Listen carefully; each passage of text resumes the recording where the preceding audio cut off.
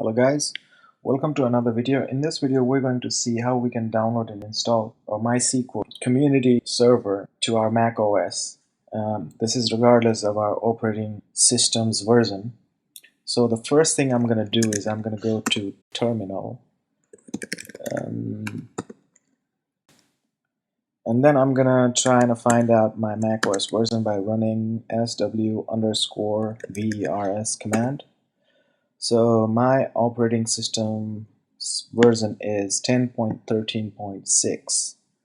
So I'm gonna go to my browser and search for mySQL community server. So this should be from dev.mysql.com. So I'm gonna go to that link, and then in this page you will see it's already selected the operating system. And then this is the version over here, so it says all, and the current version is 11 it seems, but I don't need that, so I'm going to go to the archives, and in the product version over here I'm going to select the version that I need. So the latest version for 13 is 8.0.18, which works for 14 as well. So this is for 10.14 and 10.13. I'm going to make sure that the operating system is Mac OS because there are many. Then I'm going to go ahead and download the DMZ file. Now after the download, I'm going to go ahead and open it. Now I'm going to click on the installer to install the mySQL. Now I can close that and I can continue. That looks good to me. Press continue. And then continue again. License, nobody reads it. Agree. Continue. And then install. Now it'll ask you to create a password. So we're going to create a password over here. And then click on finish. If you want to start it when your computer starts or the installation is complete as it says over here, you can leave this clicked and you can prepare for the installation. I'm going to close it now and then move the installer to the trash. So after the installation, on some computer systems you might find it in the application folder. In my operating system, I'm pretty sure it's not there, so it's going to be in my system's preference.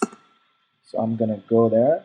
So here it is. So I'm going to double click on it, and as you can see, this is already running, but we're going to run it from our terminal. So I'm going to go ahead and stop it.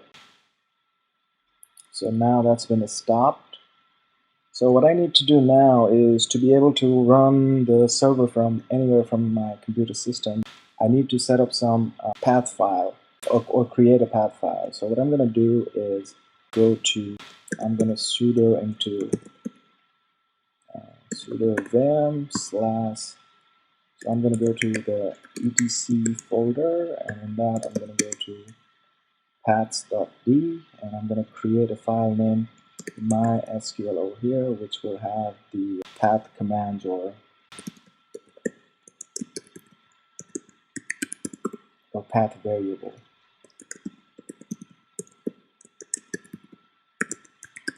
So in order to use the vim right in a file, we need to invoke I command. So I'm going to press I. That'll enable insertion.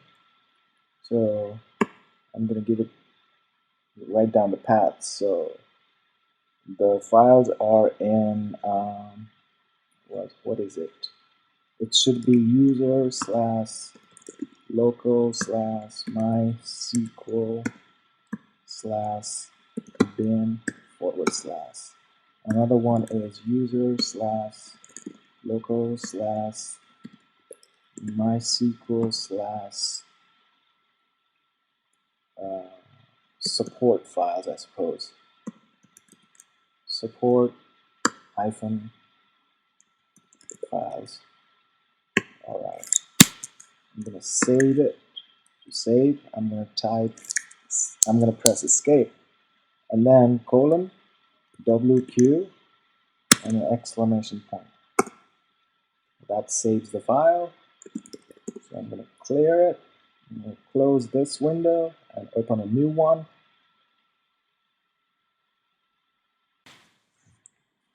So what I'm going to do now is I'm going to go ahead and execute this command to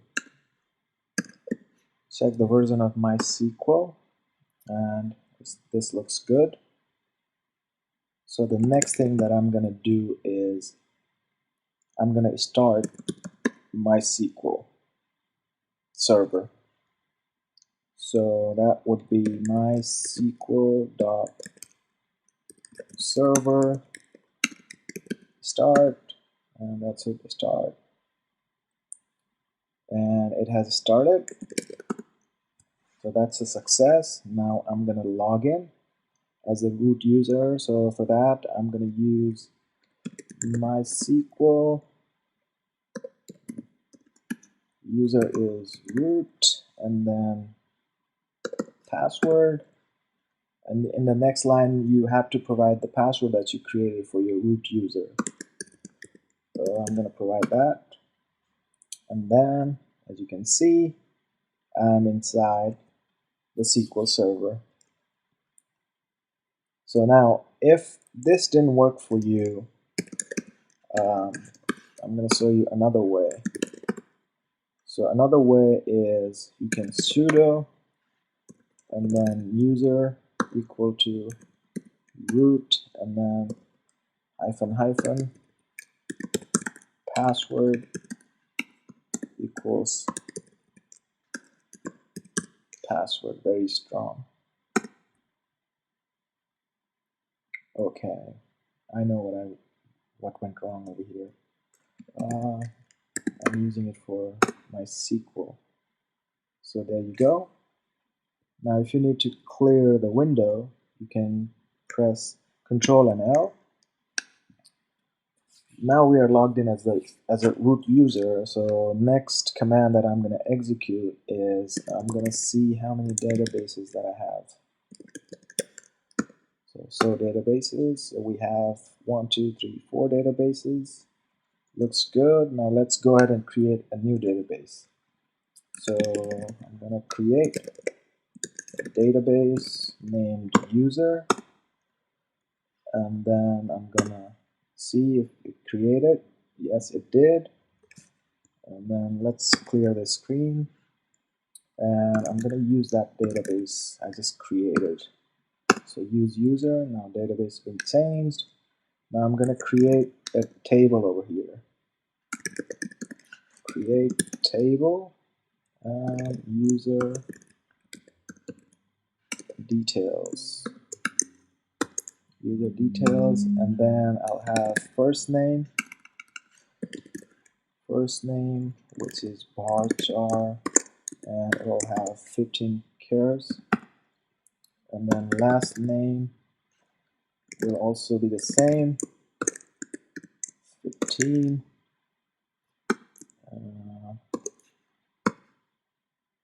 Alright, so nothing's been affected. So what I'm going to do now is select everything from that table. From user details. Alright, so we haven't provided anything yet, so it's empty. So now we're going to insert into that table. Insert into user details, and the parameters first name, last name, and values will be